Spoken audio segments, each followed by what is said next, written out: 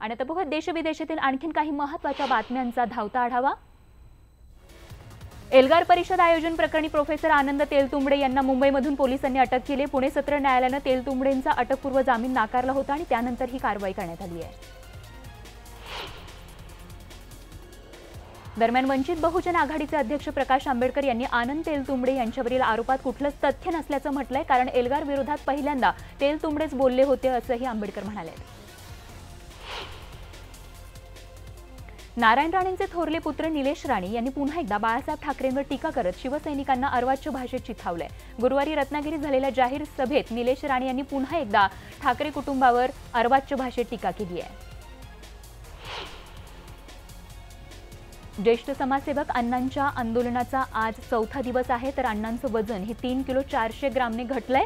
शासकीय रुग्णालयाच्या डॉक्टरांकडून अण्णांची तपासणी करण्यात आली आहे, तर अण्णांना जास्त न बोलण्याचा सल्ला डॉक्टरांनी दिलाय। तर अण्णांना पंतप्रधान कार्यालयाचं पत्र आलं असून यामध्ये केवळ एका ओळीमध्ये उत्तर दिल्यानं अण्णांकडून नाराजी व्यक्त केली जाते। पत्रातून केवळ अण्णांना शुभेच्छा दिल्या असून अण्णांच्या मागण्यांकडे केंद्र सरकारनं दुर्लक्ष केल्यानं ग्रामस्थांकडून नाराजी व्यक्त केली जाते।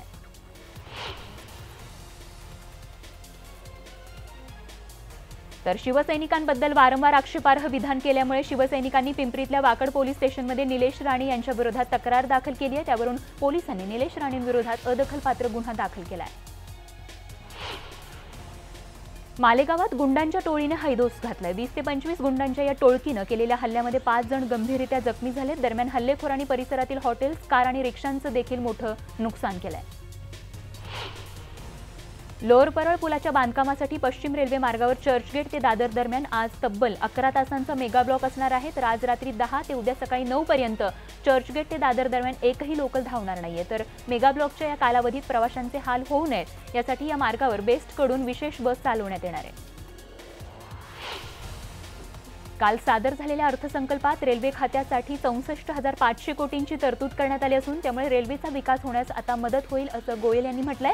वंदे मातरम ही पहिली हायस्पीड ट्रेन देशात धावणार असल्याचं देखील ते म्हणाले।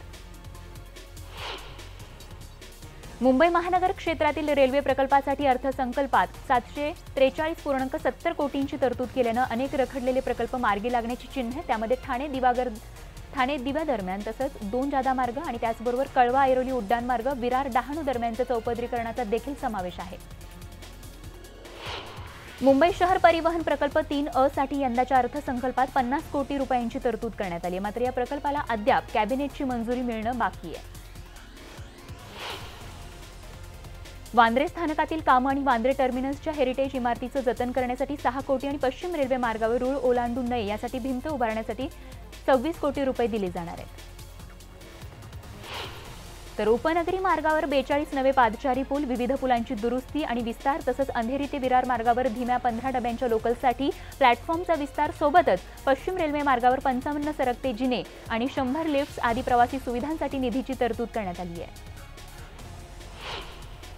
पश्चिम रेल्वेच्या जोगेश्वरी स्थानकात नवीन टर्मिनस उभारण्यात येणार आहे। तसंच पश्चिम रेल्वेच्या मुंबईतील 42 पादचारी पुलांसाठी 100 कोटी 87 लाख, तर मध्य रेल्वेवरील पादचारी पुलांसाठी देखील 80 कोटी रुपये एवढा निधी मिळाला आहे। मुंबई अहमदाबाद बुलेट हायस्पीड प्रकल्पासाठी विशेष निधी म्हणून सुमारे 10,000 कोटींची तरतूद करण्यात आली। गेल्या अर्थसंकल्पात बुलेट ट्रेनसाठी 7,000 कोटींची तरतूद करण्यात आली होती, तर देशातील पहिल्या बुलेट ट्रेन प्रकल्पाचा एकूण खर्च आता 1.10 लाख असणार आहे। यंदाचं वर्ष हे रेल्वेसाठी सर्वाधिक सुरक्षित वर्ष ठरलं असून ब्रॉडगेज मार्गावरील सर्व मानवविरहित रेल्वे फाटक या ठिकाणी बंद करण्यात आली आहेत। बडनेरातील रेल्वे वर्कशॉपसाठी 151 कोटी 63 लाख 72 हजार रुपये देण्यात आले। 78.70 किलोमीटर लांबीच्या वर्धा नागपूर चौथ्या लाईनसाठी 135 कोटी रुपये, तर 76.3 किलोमीटर लांबीच्या वर्धा नागपूर थर्ड लाईनसाठी 110 कोटी तसंच 132 किलोमीटर लांबीच्या वर्धा बल्लारशाह थर्ड लाईनसाठी 160 कोटी रुपये आणि इटारसी नागपूर थर्ड लाईनसाठी 185 कोटी रुपये देण्यात आले। अमरावती रेल्वे स्थानकावर नवी टर्मिनल इमारत तयार करण्याची घोषणा करण्यात आली आहे, तर 165 किलोमीटर लांबीच्या राजनांदगाव नागपूर थर्ड लाईनच्या कामासाठी 350 कोटी रुपये आणि 149.52 किलोमीटर लांबीच्या छिंदवाडा नागपूर ब्रॉडगेज लाईनसाठी 125 कोटी रुपये मिळाले। तर काल सादर झालेल्या मोदी सरकारच्या अंतरिम अर्थसंकल्पामध्ये अनेक घोषणा करण्यात आल्या आहेत। हंगामी अर्थमंत्री पियुष गोयल यांच्या पोतडीतून छोटे शेतकरी असतील, त्याचबरोबर मध्यमवर्गीय कामगार आणि सैनिकांसाठी या ठिकाणी मोठ्या घोषणांचा पाऊस पडलाय। 5 लाखांपर्यंतचं उत्पन्न करमुक्त करण्याची घोषणा अर्थमंत्री पियुष गोयल यांनी केली आहे। असंघटित कामगारांसाठी पेन्शन योजना मोदी सरकारने आणली आहे। 21,000पर्यंत पगार असणाऱ्यांना 7,000ची पेन्शन दिली जाणार आहे। तर या अर्थसंकल्पात मध्यमवर्गीयांना मोठा दिलासा देण्यात आलाय। 2.5 लाखांवरून 5 लाखांपर्यंत कर सवलत वाढवण्यात आली आहे आणि याचा फायदा आता 3 कोटी करदात्यांना होणार आहे। लोकसभा निवडणुकांच्या आधी मोदी सरकारकडून शेतकऱ्यांना खुश करण्याचा प्रयत्न करण्यात आलाय। अल्पभूधारक शेतकऱ्यांना दरवर्षी 6,000 रुपये देण्याची घोषणा अर्थसंकल्पात करण्यात आली आहे। बँकिंग क्षेत्रात आमच्या सरकारने मोठ्या सुधारणा केल्या। 3 लाख कोटींच्या कर्जाची वसुली पूर्ण झाली आहे। मोठ्या कर्ज बुडव्यांना देखील आम्ही सोडलं नाही, असं गोयल यांनी त्यांच्या भाषणात म्हटलंय। पंतप्रधान उज्ज्वला योजनेअंतर्गत पुढच्या वर्षी 8 कोटी गॅस कनेक्शन देणार अशी घोषणा गोयल यांनी केली। तर या वर्षात 6 कोटी गॅस कनेक्शन दिली जात आहेत, असंही ते म्हणाले। गर्भवती महिलांसाठी 26 आठवड्यांची पगारी सुट्टी मोदी सरकारने जाहीर केली आहे। पियुष गोयल यांनी लोकसभेत ही घोषणा केली। गरिबांना स्वस्त धान्य मिळावं यासाठी 1,70,000 कोटींची तरतूद करण्यात आली असल्याचं देखील पियुष गोयल यांनी म्हटलंय।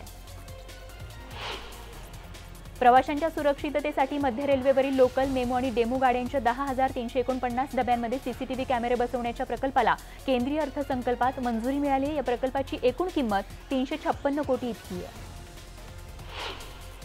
माटुंगा मुलुंड स्थानकादरम्यान जलद मार्गावर आणि हार्बर मार्गावरील मानखुर्द नेरूळ दरम्यान उद्या ब्लॉक घेण्यात येणार आहे। ब्लॉक काळात रुळांची दुरुस्ती, सिग्नल यंत्रणांच्या देखभालीचं काम या ठिकाणी करण्यात येणार आहे। ऐन उन्हाळ्यात मुंबईकरांना पाणी टंचाईचा सामना करावा लागणार आहे, कारण मुंबईच्या तलावांमध्ये गतवर्षीच्या तुलनेत यावर्षी 2.5 लाख दशलक्ष लिटर कमी जलसाठा उरलाय। पनवेलमध्ये पाणी टंचाईचा फायदा घेत टँकर माफियांकडून अवाच्या सवा पैसे आकारले जात आहेत आणि त्याचमुळे आता महापालिकेकडून टँकरचे दर निश्चित करण्यात आले। टँकर्सना जीपीआरएस यंत्रणा देखील बसवण्यात आली आहे। एअर इंडियाच्या विमानामध्ये एका प्रवाशाच्या जेवणात झुरळ आढळलं। रोहिता चौहान असं या प्रवाशाचं नाव आहे। भोपाळहून मुंबईला येणाऱ्या एअर इंडियाच्या विमानात प्रवाशांना दिलेल्या जेवणात हे झुरळ आढळल्यानं खळबळ उडाली आहे। राज्यातील आरटीओमधील तृतीय आणि चतुर्थ श्रेणीतील कर्मचाऱ्यांनी काल लेखणी बंद आंदोलनाची हाक दिली। त्यामुळे राज्यातील 50 आरटीओमध्ये विविध कामांसाठी जाणाऱ्या वाहन चालक आणि मालकांच्या कामांचा खोळंबा झाला। स्वच्छता सर्वेक्षण 2019 मधील पाहणी संपते तोच केंद्र सरकारने आता स्वच्छता ॲप आणि त्यावरील तक्रारींच्या निवारणासाठी रँकिंगमध्ये उपराजधानीला 521वा क्रमांक दिला आहे। मुख्यमंत्री देवेंद्र फडणवीस आणि केंद्रीय मंत्री नितीन गडकरी यांचा महत्त्वाकांक्षी प्रकल्प असणाऱ्या नागपूर मेट्रोचं उद्घाटन पंतप्रधान नरेंद्र मोदी यांच्या हस्ते होणार आहे आणि या मेट्रोच्या लोकार्पण सोहळ्यासाठी नरेंद्र मोदी हे 26 फेब्रुवारीला नागपूरमध्ये येणार आहेत। डोंबिवलीमध्ये शिवोत्सव 2019चं आयोजन करण्यात आलं आहे। यामध्ये विविध विषयांवरती व्याख्यानं ठेवण्यात आली असून शिवकालीन शस्त्र, नाणी आणि पत्र यांचं प्रदर्शन या ठिकाणी भरवण्यात आलंय। तर हे प्रदर्शन पाहण्यासाठी डोंबिवलीकरांनी पहिल्या दिवशीच मोठी गर्दी केली आहे। देशभरातील आणखीन काही महत्त्वाच्या बातम्या थोडक्यात। पंतप्रधान नरेंद्र मोदी लोकसभा निवडणुकीच्या प्रचाराची सुरुवात आज पश्चिम बंगालमधून करतायत। पश्चिम बंगालच्या ठाकूरनगर भागात मोदी दाखल झाले असून थोड्याच वेळात जनतेला ते संबोधित करणार आहेत। तर 24 परगणा आणि दुर्गापूर इथे आज मोदींच्या 2 सभा होणार आहेत। देहरादून इथे महिला स्त्री शक्ती संमेलनाचं आयोजन करण्यात आलंय। भाजप अध्यक्ष अमित शहा यांनीही देहरादून इथे आयोजित या महिला स्त्री शक्ती संमेलनाला हजेरी लावली। पंतप्रधान नरेंद्र मोदी यांच्या निवासस्थानाला घेराव घालण्यासाठी उत्तर प्रदेशच्या हजारो शेतकऱ्यांनी दिल्लीमध्ये प्रवेश केला। यावेळी रात्रीच्या वेळी काही काळासाठी या ठिकाणची वाहतूक मंदावली होती। तर दिल्ली नोएडा फ्लायवेवर शेतकरी आंदोलनाला बसल्यामुळे या रस्त्यावर प्रचंड वाहतूक कोंडी झाली होती। लोकसभेच्या प्रचाराचा नारळ फोडण्यासाठी काँग्रेसचे राष्ट्रीय अध्यक्ष राहुल गांधी आणि राष्ट्रवादी काँग्रेसचे सर्वेसर्वा शरद पवार हे दोघे जण 13 फेब्रुवारीला सोलापुरात एकाच व्यासपीठावर येणार आहेत। काँग्रेस नेत्या प्रियंका गांधी वाड्रा यांचे पती रॉबर्ट वाड्रा यांनी आर्थिक गैरव्यवहार प्रकरणी दिल्लीच्या पतियाळा हाऊस कोर्टात अटकपूर्व जामिनासाठी अर्ज केला आणि या याचिकेवरती आज सुनावणी होणार आहे। बिहारच्या नितीश सरकारने आर्थिक मागास सामान्य वर्गातील लोकांसाठी 10% आरक्षणाला मंजुरी दिली। यापूर्वी गुजरात, झारखंड, उत्तर प्रदेश आणि राजस्थान सरकारने देखील सवर्ण आरक्षणाला मंजुरी दिली आहे। जम्मू काश्मीरच्या उधमपूर भागात चांगलाच पाऊस झाला. गेल्या 2 दिवसांपासून या भागात ढगाळ वातावरण होतं. तर दरम्यान एकीकडे पावसामुळे नागरिकांना त्रास होतोय, तर तिथेच पक्षी मात्र या पावसाचा आनंद घेताना बघायला मिळत आहेत. जम्मू काश्मीरच्या दोडा भागात गेल्या काही दिवसांपासून चांगलीच थंडी पडली आहे. कालही या भागात जोरदार बर्फवृष्टी झाली आहे. तर बर्फवृष्टीमुळे सर्वत्र बर्फ साचलाय, त्यामुळे जनजीवन विस्कळीत झालंय. धरमशाला भागात काल तुरळक पावसाच्या सरी पडल्या, त्यामुळे वातावरणात चांगला सुखद गारवा निर्माण झालाय. दरम्यान काही भागात बर्फाचे थर साचले आहेत, तर नागरिक सध्या या वातावरणाचा मनसोक्त आनंद घेताना दिसत आहेत. त्यानंतर बातमी आहे अमेरिकेतून. अमेरिकेमध्ये मोठ्या प्रमाणात बर्फवृष्टी होत आहे आणि त्यामुळे अमेरिकेच्या तापमानात कमालीची घट झाली आहे. त्यामुळे अमेरिका गोठल्याची परिस्थिती निर्माण झाली आहे. तर अशा प्रकारची बर्फवृष्टी अनेक वर्षांनी होत आहे आणि या थंडीमुळे जवळपास 5.5 कोटी लोक प्रभावित झाले असून विस्कॉन्सिन, मिशिगन, इलिनॉय सारख्या मध्य पश्चिमी राज्यांमध्ये अलर्ट जारी करण्यात आला आहे. लुनार नवीन वर्षाच्या स्वागतासाठी चीनच्या मीडिया ग्रुपच्या मुख्यालयाच्या इमारतीवर थीम लाइटिंग शो करण्यात आला. यावेळी लाइटिंगमधून चीनमधील नागरिकांना येणाऱ्या नवीन वर्षासाठी शुभेच्छा देण्यात आल्या.